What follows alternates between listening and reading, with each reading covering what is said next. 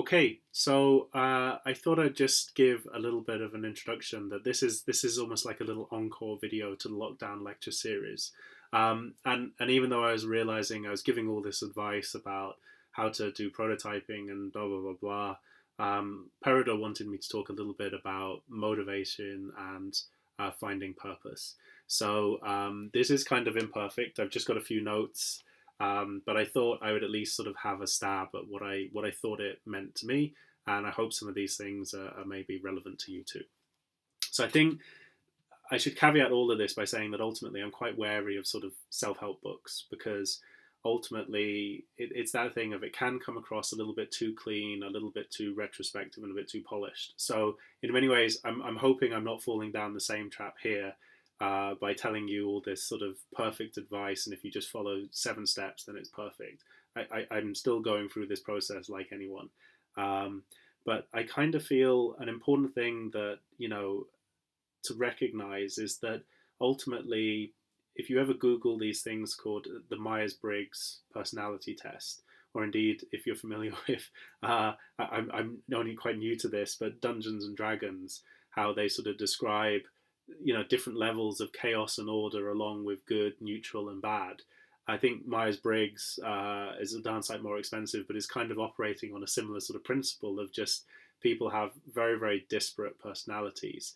And even though, just as with horoscopes, it's unlikely that we fall into 12 or 16 or 8 types of personality class, perfectly, the point is by understanding and using those as a straw man to understand something about ourselves, it can actually be quite useful. So I guess that's all I'm trying to really preface this, is that uh, I'm not trying to say this is truth and this will fit you, but I think it's interesting to necessarily to look at some of the things that you could extract from it. So I think the first thing I would probably say is that I think when asked about passions, you hear designers talk a lot about it. You hear passion projects. So I think passions are rarely truly understood, especially when you're young and you've not really been tested. And what I mean by that is I feel that passions are not the sort of external virtue signaling. They're not just the thing that you say, oh, I love this, to impress people or that you want people to like you. And I realize I'm sounding very flip and cynical saying that, but just sort of having spoke to a lot of psychologists, in design and things like this, a lot of our sort of nature and what we project about ourselves with those sorts of things, the phrase virtue signaling, if you're not familiar with it, it's a good one to Google and really sort of just test yourself. And so my point is that, passions aren't all of that.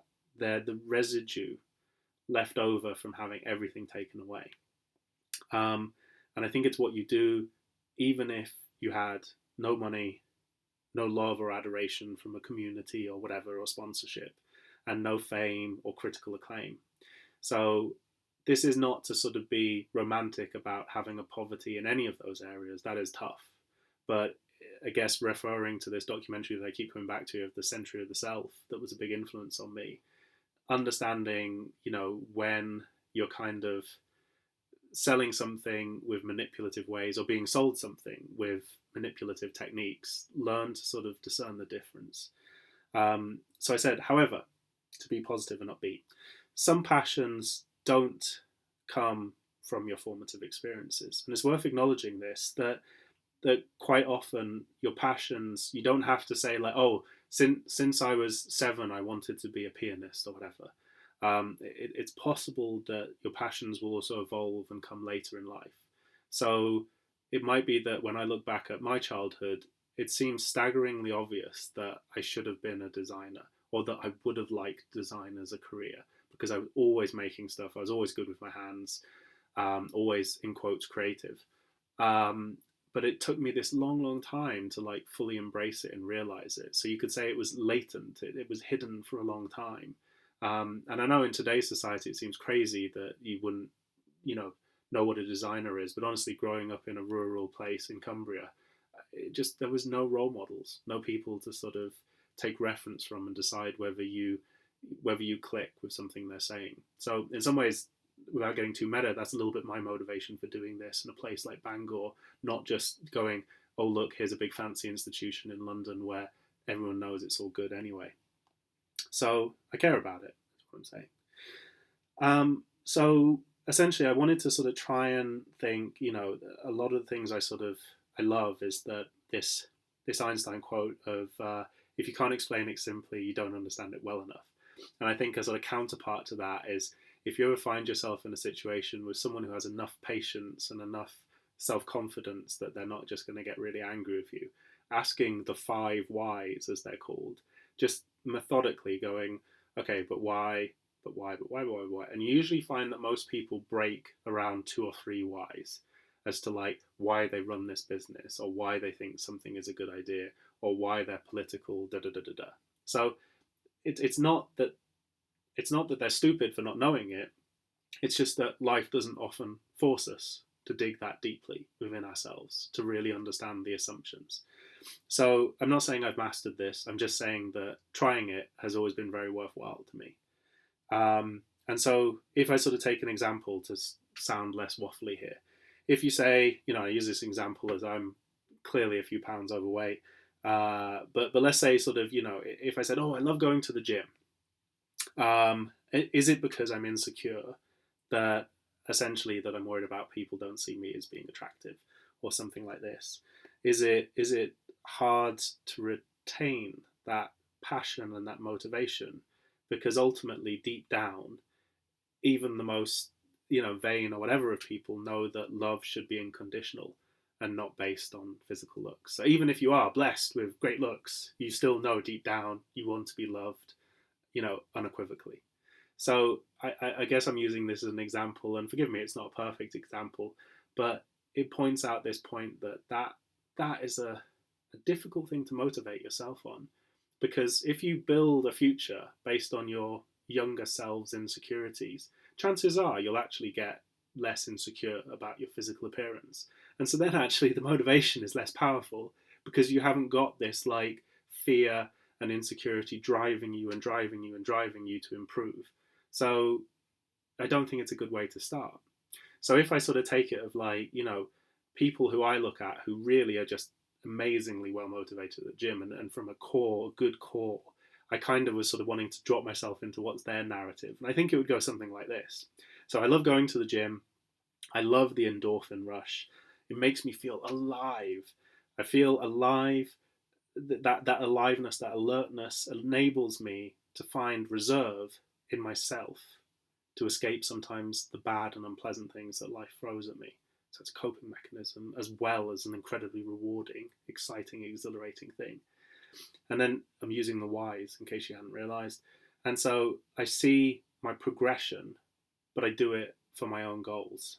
And I feel more connected to people, less stressed, more open, more resilient to life in general. And I think it's worth pointing out that, this feels like a very, if someone was saying this, I'd feel this is a really good basis. And dare I say it, if without getting too sort of business all the time, I think when people like, you read people like Warren Buffett or whatever, when they say I take stock in people, this is exactly what they're looking for. If you say I'm running a startup because I want to sell it to Facebook in 3 years, that alone is not usually enough to convince people. What is the core basis for you believing in this? Because you're going to need more than just a payout to drive you through it. So what is a good basis that has less ego, less is about insecurity, less is about sort of being self-critical of yourself or any of these sorts of things? And also, I got to say this, not that I actually had any like big emotional trauma with this, but I know that it affects a lot of people, but not always just being about making your parents proud. And I know that sounds like an emotionally maybe hurtful thing to say because we all want to make our parents proud, but it's a really hard thing to be your fuel for your life because it feels sort of almost a curse, doesn't it, really? When you play it forwards, you're like, at the beginning, you're not going to have made them proud, so you're going to work really hard. And then actually, as soon as you start making them more proud, where's your motivation? If that was the only thing that drove you, how does that help sustain you? Whereas, as I said, if it feels like something stronger than that, it's going to keep going. So I guess, now what? The question is, why share it? It's completely all right if you go, look, I've some people, I think, really shouldn't be underestimated or played down. That if they have a great day job that enables them to do stuff that's their passion, and they ultimately leave like a duality or even a multiplicity of lives, I think no one should be down on that. That's a perfectly good way to live your life. However, a lot of creatives tend to have, should we say, quite a strong overlap between who they are and what they do professionally. So I kind of feel it comes down to a little bit of like sharing what you do, because you have to. You are your own self publicist in many ways. So I want others to feel as good as I do. I think is a good way to do it. Not I'm better than you, you should feel small. I think if you're wanting to bring people along on a journey and allow them the latitude to make it their own, that's gonna sustain you more. So looking at my past and experience and individually, things that I've been through, I guess, are these accessible to others is the question I ask myself. And so if not, how to close the gap to basically explain it or show tricks or, reveal some of the secrets, as it were. And also, have others done this? And, how have they fared? Is it something that you think, oh, everyone's done this and it's really easy, or has no one done this because it's incredibly hard? Does it mean it's a stupid idea, or does it mean that I got to do a few things to improve it, and then it'll be quite dramatic and a breakthrough? So I haven't got a quick answer to that, but I'm saying that if you've got a hunch that it could work, the thing that I'm going on and on and on about is the prototyping, design, build, test, reflect, iterate, reflect again, all that sort of stuff. And so I think what's interesting about it when you look at it is if you've got the prototypes and the user experience, ultimately this is boiling down to a lot of self-awareness and critical analysis and the ability to be brutal with your concepts, or sometimes people call it holding them lightly, meaning you're willing to sort of, iterate and change them. And I think the sort of, the creative change for good, I think most of the people who I've been asked to do the lecture for are going to be part of a generation that don't just talk about changing the world or doing a little bit of recycling. They're actually wanting to create huge change and impact in the world. And I think, of course, it's going to take a lot of reserve and a lot of new tools. And I think it's incredibly exciting. And I think it just couldn't be a better time to be a designer. So I guess going back to this sort of gym example, you can't not mention the immortal phrase, just do it, from obviously Nike. So I think the thing is, you can abide by this sort of, yes, you can do creativity, but I think respect that it's a muscle that needs training. So, be gentle with yourself, that you don't have to sort of cross the finish line tomorrow, especially given the circumstances at the minute. So I think if you're saying that, consider your creative development like a gym. You are there to build up muscle in skills, in experiences, in networks. And also, I've sort of said all the time, like, a lot of this, you need a good battle story. It's, what is good on down the pub, metaphorically? What would tweet well and draw people into a bigger dialogue of what you have to say? So I think also the other thing is just tools and capabilities. Sometimes it's not big and revolutionary and it's just going, oh, I got to learn how to use this.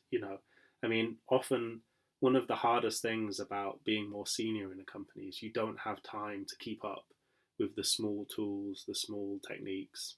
And then you spend 10 years and you might be amazing in one thing, but you realize you've just completely fallen out of capability in a couple of other things, which are now defining the entire way, an industry is working. So I think always, being curious and trying to keep abreast, or indeed, even if you can't, being very, very close to someone who can, so that you benefit, and maybe you have a symbiotic relationship where both of you are helping each other. So either way, again, building good connections, good networks, and again, it really isn't a dirty word. It's just like, a more strategic. For me, it just feels like a more strategic version of friendship. In that, there's things where I'm just going on a deliberate quest to find something where I want to create a result. Whereas, sure, general friendship is much more freewheeling, much more, serendipity, all that sort of stuff. So I think don't worry about it. Know when it's good to go basically solo. Again, I I struggle with, the phrase entrepreneur, but I guess at times I have been entrepreneurial, but I'm also someone who really enjoys working with great teams. I'm really loved working in big companies, but I've also liked working in startups, and I've also, you know, not to make light of the situation as financially it's tough, but I'm actually quite happy being, should we say, isolated, and contrary to what people might think, I'm actually quite comfortable and get a good amount of energy being isolated and just taking time as well as engaging with other people. So again, this whole thing of introverts, extroverts, I don't know how helpful that definition is, as I definitely feel I can play both roles and both of them have pros and cons. So the question is, just find your own rhythm. You don't have to pigeon yourself as one or the other. And so I think pushing yourself, but also, I've said this so many times, but it couldn't be more true, be patient. And it's not about being lazy, it's about being patient, that you need time to process. I remember when I finished my final year project, sorry, I just come back on my final year project from my first day in operating theatre. And, for anyone who doesn't know, basically it's to do with anesthesia. And I had watched a young woman go under anaesthetic, and I'd never seen it before in my life. And it's the strangest thing, because you think, oh, it'd be like going to sleep. And you go, it's not. Going to sleep, there's all these like little facial cues and twitches that make you look alive, and you just look like you're sleeping. And when you go under anesthesia, not to scare anyone here, but it really does look as if you've died. Everything, all the muscles just lock out and drop. And so everything becomes flaccid and lifeless. And it's almost as if the rational part of my brain was completely fine with this. I understood it. And then when I got home, I remember just sitting with my flatmate, and she's like, "What's wrong?" And I just started crying. And it took me actually a long time to understand. I think I was almost dealing with a sort of subconscious shock of thinking I'd seen someone die.